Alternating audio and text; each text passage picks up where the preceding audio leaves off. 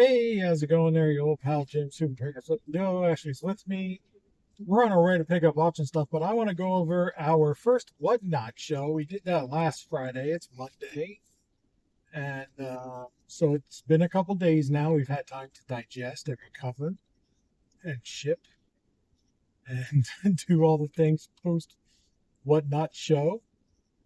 So we can get a full kind of a full understanding of what it takes to do a show from a total beginner's point of view, right? So um, it went okay. It was fun. I enjoyed it. Um, a lot of stuff sold at one bid. A couple of things sold at multiple bids. Nothing sold over like 10 months. Uh, so it went okay. Um, For our first server. for our first show, it went pretty good. We did $130, $134 in sales. Uh, sold to four different buyers. I think we had like 12 or 15 people in the room at max, at the most, something like that. I forget what that stat was. Um, and we got a bunch of new followers from it. I think we're up to almost 20, which is not a ton, of course, but just from being a first show, not really advertising it a whole lot, and really the advertising that we didn't get a whole lot of views. So this is all basically Whatnot uh, organic uh, advertising because we're not really big on social media. We're not even small time on here, so uh, it went okay. We kept the bids moving and we interacted with a lot of people, like almost everybody that could came in. Hey, how's it going? So and so, username, whatever username was. Thanks for stopping by. Thanks for tuning in. Whatever. Every bidder that won, thank you. Same guy bought like 40 items from me. Like one guy bought most of the stuff, which is great. This guy Charles. Um, and everything that I sold him, all 40 plus items, shipped in one ground advantage box, the 12 ground advantage box. So that's fine. One mistake I made that cost us about 30 bucks, at least for now. I think I might get some credit back. I'm not sure. I'm still learning, so I don't know how this works. But, it was, I capped the shipping at $9.21 instead of saying that buyer pays all shipping. So the way that Whatnot calculates the shipping, they basically say, okay, if it's 7 ounces at priority mail rate, we're going to charge whatever their priority mail rate is divided by whatever the math is there. They divide it per item. So when I cap it at 921, anything extra comes out of the show's uh, earnings. So I don't know if I get that back based on what the actual shipping is or what. We'll see. As of right now, that's costing us about 30 bucks. So moving forward, we're just going to have buyer pays all shipping and Whatnot will refund the buyer if that's the way that works. But it went well. There's some things that we need to learn organizationally, I think. Um, we're getting we're getting there. We've already had some ideas and changes. Uh, the way that they do things, the way that we have to change our ways, our initial um, thoughts on how to organize a website show, and then actually going through it and saying, "Oh, it doesn't work that way. We need to change it." One of the things you picked up on that I didn't was the, the way that they number. Right. The, The different because it's broken up. The shipping is broken up by weight. So we had That's different, that's the way that we right. yeah. So with different shipping methods, because we had some stuff that was under 4 ounces. I'm trying to think, like Yeah, postcards and stuff like yeah, that. And then we had some stuff that was a little bit like more 4 to 7. comic books and stuff like that. So they It were was each a different category. we had 4 different ones. And it, I mean, I picked it up right after it happened, but like the different categories do different lot numbers. So like I thought the lot numbers just started from 1 and went up, and our first one was large, and then our second one was mini, and like I had numbered incorrectly, but I caught it within like by like 4, Right. so I was able to fix it. I don't know if that makes sense. So it goes like large 1, large 2, and then if you switch items, because each shipping class is a different item when you do just a random pull. Um, when you switch items, so from like a large to a small, then it's small 1, small 2, right? And like that's just the way we did it with the random pull, and Right. because we were just randomly. Right. Because you can go in and take a picture of every single item and give it every single item its own inventory slot. Um, but I mean, when you're starting off at $2 and you're selling stuff for $2, that's a lot of work, right? So you just create one listing. I've got 100 of these. They all weigh 4 to 7 ounces, and just go, right? So um, that's the way that we did last night's show. Now, this morning, I got an email from Nifty that we could now cross list to whatnot. So when we get home, we've got a ton of shit to do because we're picking up auction stuff. We're picking up auctions that we haven't even gone through the last Yeah, auction we're stuff. still not doing the last auction stuff. We're not through all the stuff that we thrifted the other day. Like we're just Almost through that. right. We're just getting inventory like crazy, which is not typically what we do. And then I've got stuff to pick up on auction on Wednesday because both of those auctions happened last night. So, um,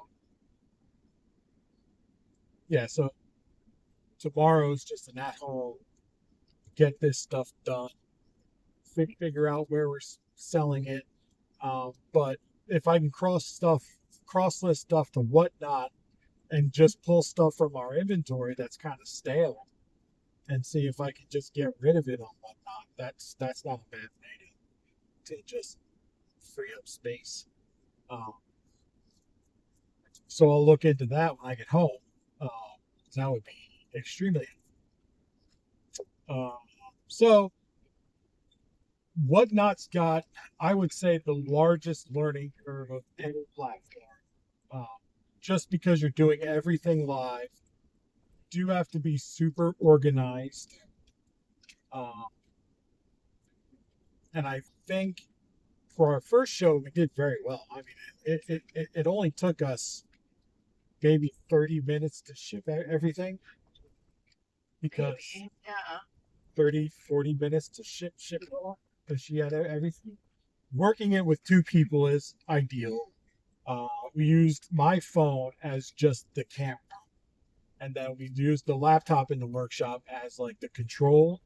And then if we were running like the same size stuff, I would just from my camera start the next one. That's easy. If we had to change lots for the sizes, then we would choose. She would use the computer and change it from there. Um, and then once it sells, just give it to her. She organizes it the way that she did on the table. The only thing I would change there is maybe just create a box per buyer and just put stuff in boxes. Some of that. The problem is that I didn't always catch who the buyer was. Right. So there's that. So, But I also spend time trying to figure out what else we could pull. right. Like, Right. so if we had a set, like, this is the stuff we're doing. Pulling from. Right. Instead of me going, well, what do we have that we can pull? Right. I could pay more attention to the buyer. Right. Because we did want to keep things moving. Right. Like that's the thing. Right. I think is most important about whatnot is if you're sitting there and you're writing down the sale and organizing it, because you're working it by yourself, and then you're figuring out what you're going to sell next, and you're just taking a lot of time between auctions. Things kind of peter out. People leave your show. Your consistent buyers don't stick around. Like I think we sold to two different people. One guy bought 40 plus, and one guy bought eight or nine. If those two guys left, we would have had a bad show. So, um, we just okay. What's next? What's next? And we sold 54 items in an hour and a half. So we sold a lot of what we put up there. We didn't have much left over. Yeah. So we did pretty good there. So whatnot went well. Whatnot went well. So yeah, that's whatnot For us. for us. And we're still learning. Still learning. So But the first show, I think, was a success. it was good. So we'll keep doing it as long as we keep finding stuff. Probably once a week for now. I don't think we can go twice a week. I don't know. But we have the. We don't have the inventory yet. We got to learn what does well there, what doesn't do so well there, things like that. So I think until we get a handle on that, just once a week, and then maybe we'll do like once a week for random pulls, and then once a week for like specific stuff like postcards or keychains or We still have a box. plush We still have that box of comic books. or comic books. Right, comic books I know are going to do okay. Right. And it's nice to get rid of them. We've had them sitting around forever. right, So. yeah. Makes me kind of sad that we let that one box That go. one box, I know. So it went okay. And we'll be doing it again. And we'll let you know when that show comes up.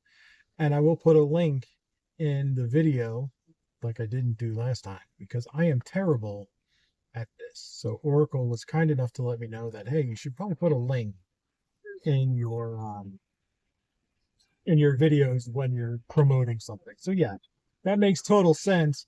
But I am a social media doofus. She just got a phone call, obviously. So I suck at this. So that's all we got for this little whatnot experience. It was okay. It was okay. It was fun. Doing it was fun. It was fun. I didn't find it stressful, but I don't mind being on camera. And I do well like under pressure, like just picking something out, like, hey, run this, run that. Like I just, especially when it's random and you don't care if it sells or not, like you've got nothing tying yourself to it. It's super, super easy. So that's what whatnot is for me. It's just, I don't care what it sells for. I don't care if it sells, right? If it doesn't sell, I'll run it for one more show. If it doesn't sell, then donate it. That's it. That's what whatnot is for me. It's its last stop before donate. So, I think when you think of it like that, and it's not your primary, although people do very well with it as their primary, because you can do, a full-time income on it in a show or two per week. That is very possible there, just from what we did last night for that hour and a half, $134. And we grossed, or netted rather,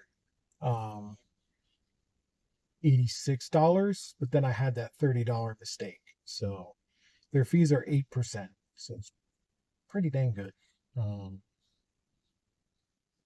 Not a whole lot of prep time either, because again, it's stuff that it's like, I don't care about it. I put stuff up there that was dusty and dingy and like, hey, I just found this.